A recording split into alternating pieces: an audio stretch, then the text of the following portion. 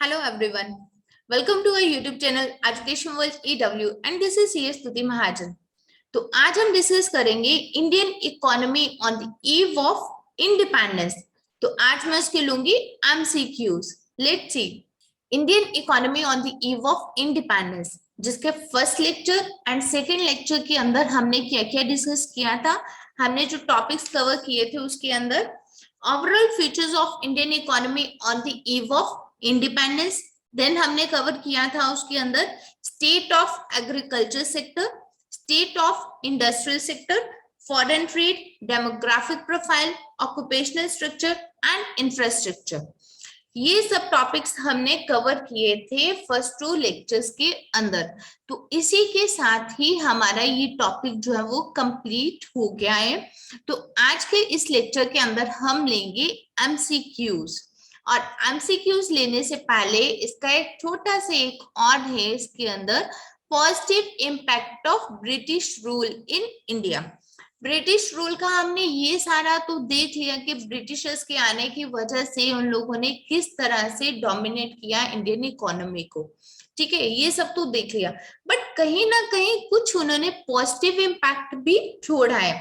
तो अगर हम देखें, if studied with reference to motive there was no positive impact, however few observations are important। कोई otherwise positive impact नहीं था। अगर हम जिसे बोलते हैं पोस्ट बेनिफिट एनालिसिस करें तो अगर उन्होंने कुछ पॉजिटिव छोड़ा बट उसकी वजह से बहुत ज्यादा नुकसान हुआ इंडियन इकोनॉमी को, तो इसलिए हम लोग कहते हैं कि पॉजिटिव इम्पैक्ट तो कहीं नहीं था, बट कहीं कहीं कुछ कुछ जो पॉजिटिव इम्पैक्ट आया है अगर हम उसको देखें तो सबसे पहले commercial outlook of farmers. Farmers के अंदर जो कमर्शियल आउटलुक आया, क्योंकि वो ब्रिटिशर्स ने ही बोला कि आप कैश क्रॉप्स की कल्टीवेशन शुरू करो। जैसे कि उन्होंने बोला कि इंडिगो की कल्टीवेशन शुरू करो। क्यों? क्योंकि इंडिगो उनको अपनी फैक्ट्रीज में चाहिए थी डाइंग ब्लीच पर्पस के लिए। So forced commercialization of agriculture by the Britishers forced the farmers to have commercial outlook as they starting producing more for the market and not just for subsistence। जैसे ही उन्होंने बोला कि आप Indigo की cultivation करो तो कहीं ना कहीं फार्मर्स के अंदर आया कि अपने जो पहले वो सिर्फ कल्टीवेशन कर रहे थे जस्ट फॉर द सबसिस्टेंस, तो उससे निकलकर उन्होंने कमर्शियलाइजेशन की ओर गए। Next, new opportunities of employment. Introduction of railways meant new employment opportunities outside agriculture।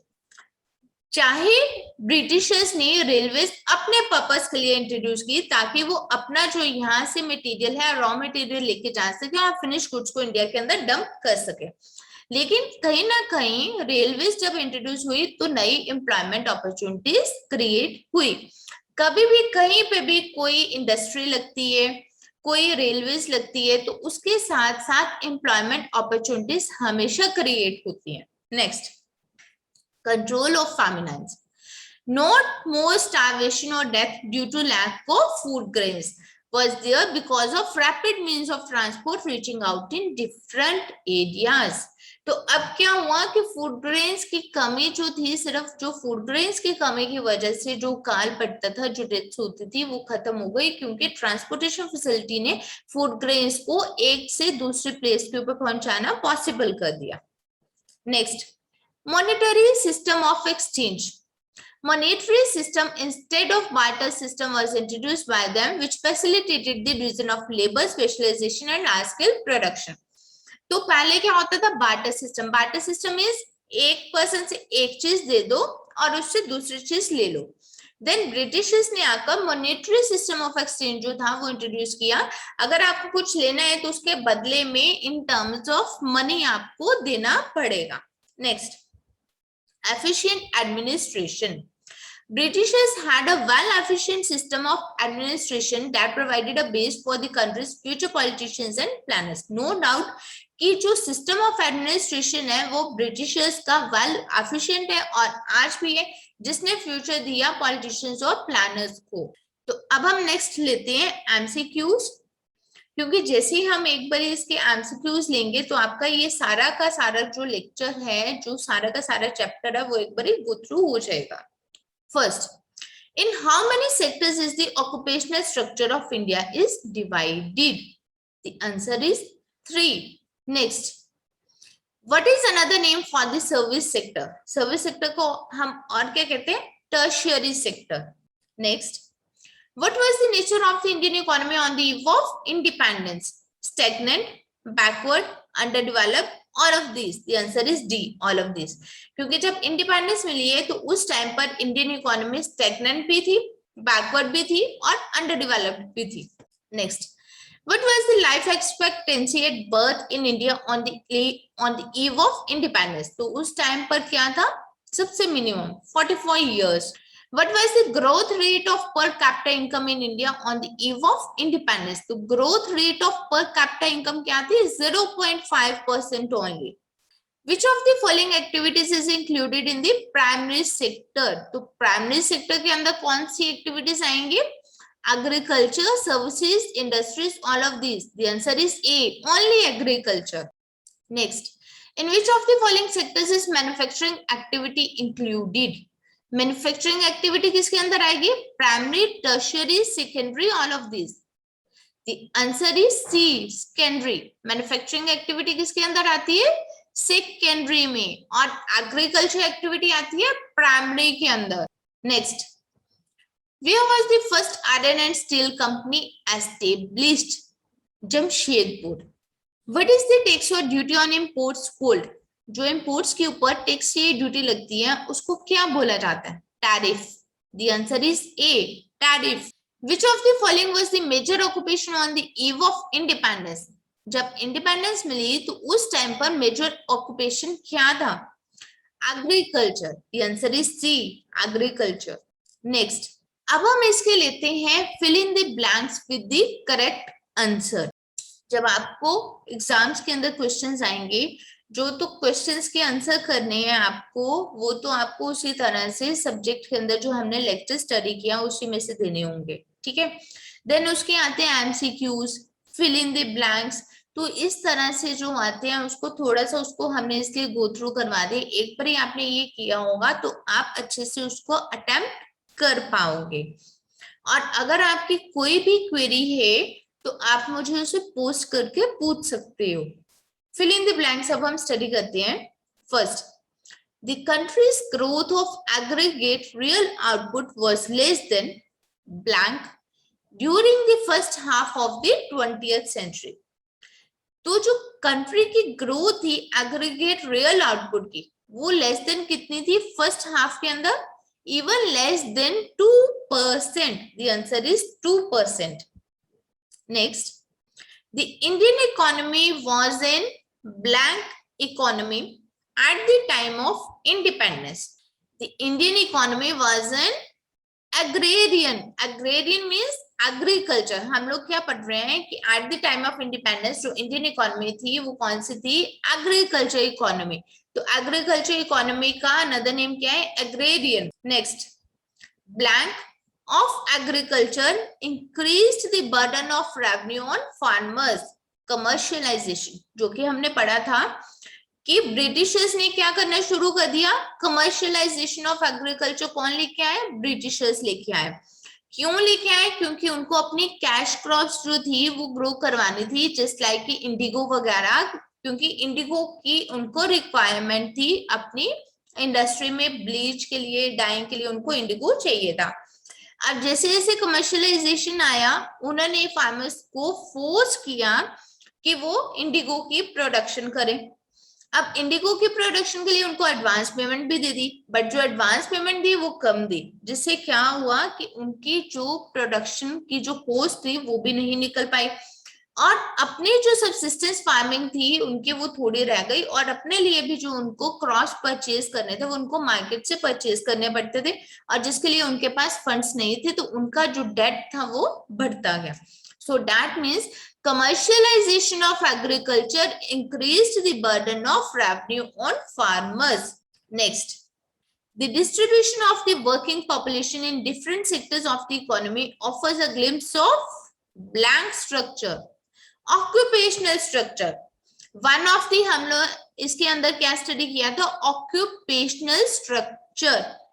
So the distribution of the working population in different sectors of the economy offers a glimpse of occupational structure.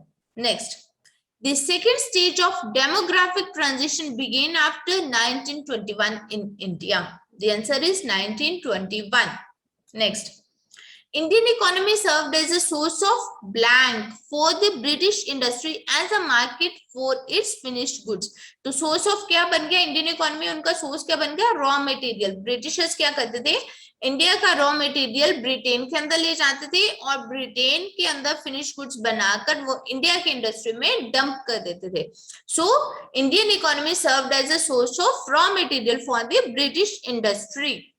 Next, blank were developed by the British Raj as a means to enlarge the size of the market for the British goods. Size को increase करने के लिए, transportation के लिए उन्होंने क्या develop किया India में, railways. So the railways were developed by the Britishers. Next, the British introduced the railways in India in 1850. तो Britishers ने इंट्रोड्यूस कब कर दी थी इंडिया के अंदर रेलवेज, 1850 के अंदर. Next, the blank sector accounted for 17.2% of the working population on the eve of independence. तो 17.2% कौन सा सेक्टर, टर्शियरी और सर्विस सेक्टर. और मैक्सिमम कहाँ था Indian economy on the eve of independence, क्या थी, एग्रेरियन. मींस मैक्सिमम जो पॉपुलेशन थी वो इन्वॉल्व थी एग्रीकल्चर के अंदर. और 17.2% जो पॉपुलेशन थी वो कौन से सेक्टर को बिलोंग करती थी, टर्शियरी और service sector. Next, India's first official census was undertaken in 1881. जो पहला ऑफिशियल सेंसस हुआ था वो कब लिया गया, 1881 के अंदर. तो इसी के साथ आपका जो चैप्टर है Indian economy on the eve of independence वो कंप्लीट होता है. एक बार दोबारा से हम इसको ओवरव्यू कर लेते हैं. Indian economy on the eve of independence, सबसे पहले इसकी हमने देखी ओवरऑल फीचर्स देखे हमने. इसके अंदर जो फीचर्स देखे हम लोगों ने उसके अंदर क्या स्टडी किया, that the economy was stagnant, backward, dominance of agriculture, bleak industrialization, heavy dependence on imports, limited urbanization and semi-feudal economy. Then हम लोगों ने इस चैप्टर के अंदर क्या स्टडी किया, स्टेट ऑफ एग्रीकल्चर सेक्टर. तो स्टेट ऑफ एग्रीकल्चर सेक्टर के अंदर हमने क्या देखा, low production and productivity, exploitative land settlement system and zamindari system, forced commercialization of agriculture and lack of investment in agriculture infrastructure. तो ये सारे रीजंस थे जिसकी वजह से हमारा एग्रीकल्चर सेक्टर जो था वो काफी बैकवर्ड था. Difference between the owners of the soil and the tillers of the soil, small and fragmented holdings, subsistence outlook. Next हम लोगों ने देखा इसके अंदर जो टॉपिक कवर किया, that was state of industrial sector. उसके अंदर हमने क्या देखा कि पहले इंडिया को इंट्रोड्यूस किया जाता था कि एज अ हैंडीक्राफ्ट इंडस्ट्री. तो इंडस्ट्रियल सेक्टर का जो डिके हुआ है, डिके ऑफ हैंडीक्राफ्ट इंडस्ट्री हुआ है वो ब्रिटिशर्स की वजह से हुआ है, क्योंकि उन्होंने अपने गुड्स जो थे, मशीन मेड गुड्स, उनकी कॉस्ट कम थी, उसको डंप कर दिया इंडिया के अंदर, जिसकी वजह से जो इंडियन हैंडीक्राफ्ट गुड्स थे उसकी परचेज जो थी, उसकी सेल जो थी वो कम हो गई और एक्सपोर्ट उसका उन्होंने कॉस्टली कर दिया, क्योंकि जो हैंडीक्राफ्ट गुड्स के ऊपर एक्सपोर्ट के ऊपर भी उन्होंने ड्यूटी लगा दी. Next, big growth of modern industry. और जो मॉडर्न इंडस्ट्री थी उसके अंदर इंफ्रास्ट्रक्चर नहीं था, कैपिटल इन्वेस्टमेंट नहीं थी, तो इसलिए ग्रोथ ऑफ इंडियन इंडस्ट्री की पॉसिबल ही नहीं हो पाई और ब्रिटिशर्स ने अपने गुड्स जो थे वो डंप कर दिए. नेक्स्ट, फॉरेन ट्रेड के अंदर हमने अगेन यही देखा कि जो इंडिया था वो बन गया exporter of raw material and importer of finish goods. तो monopoly control of India foreign trade, monopoly किसकी थी, ब्रिटेन की. 50% जो इंडिया के अंदर जितने भी गुड्स थे, फॉरेन ट्रेड जो भी चल रहा था वो सारा ब्रिटेन के साथ ही हो रहा था. देन नेक्स्ट हमने इसके अंदर कवर किया डेमोग्राफिक प्रोफाइल.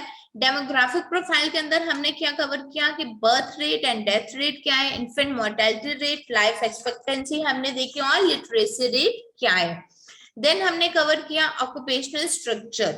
ऑक्यूपेशनल स्ट्रक्चर के अंदर हमने क्या कवर किया कि इंडिया के अंदर जो मैक्सिमम है 72.7% पॉपुलेशन जो है वो एग्रीकल्चर को बिलोंग करती है। देन हमने देखा कि इंडस्ट्री जो है वो भी इनसिग्निफिकेंट सोर्स ऑफ ऑक्यूपेशन था उस टाइम पर, और लेकिन धीरे धीरे एग्रीकल्चर से इंडस्ट्री की ओर लोगों ने मूव करना शुरू कर दिया। देन हमने इंफ्रास्ट्रक्चर की ओर देखा, तो इंफ्रास्ट्रक्चर में हमने क्या देखा कि इंफ्रास्ट्रक्चर के ऊपर जो भी इन्वेस्टमेंट हुई है उसके अंदर मैक्सिमम उन्होंने रेलवे पोर्ट्स के ऊपर इन्वेस्टमेंट जो है वो किए। वो भी क्यों किए, क्योंकि वो अपने बेनिफिट के लिए, ताकि ब्रिटेन का जो ट्रेड है वो इंक्रीज हो सके। देन हमने देखा कि ये सारा तो हम लोगों ने देखा कि ब्रिटेन ने इंडिया को डोमिनेट किया एक तरह से, तो क्या इन सबके पीछे कोई पॉजिटिव इम्पैक्ट आया था? तो देन हम लोगों ने पॉजिटिव इम्पैक्ट में क्या पढ़ा कि इसकी वजह से ही commercial outlook of the farmers जो था, उनका कमर्शियल आउटलुक बना फार्मर्स का। New opportunities of employment create हुई, मॉनेटरी सिस्टम ऑफ एक्सचेंज उन्होंने क्रिएट किया, and efficient system of administration, क्योंकि जो ब्रिटेन के प्लानर्स और जो भी है उनका एडमिन का सिस्टम है वो आज भी वेल फर्स्ट है। और इसी के साथ हमने इस चैप्टर के MCQs and filling the blanks को कवर किया है। होप सो कि आपको ये लेक्चर जो है वो समझ आ गया होगा, और अगर आपकी कोई भी क्वेरी है तो आप मुझे पोस्ट कर सकते हो, और अगर आपको वीडियो अच्छी लगे तो प्लीज लाइक एंड शेयर जरूर करें। Thank you.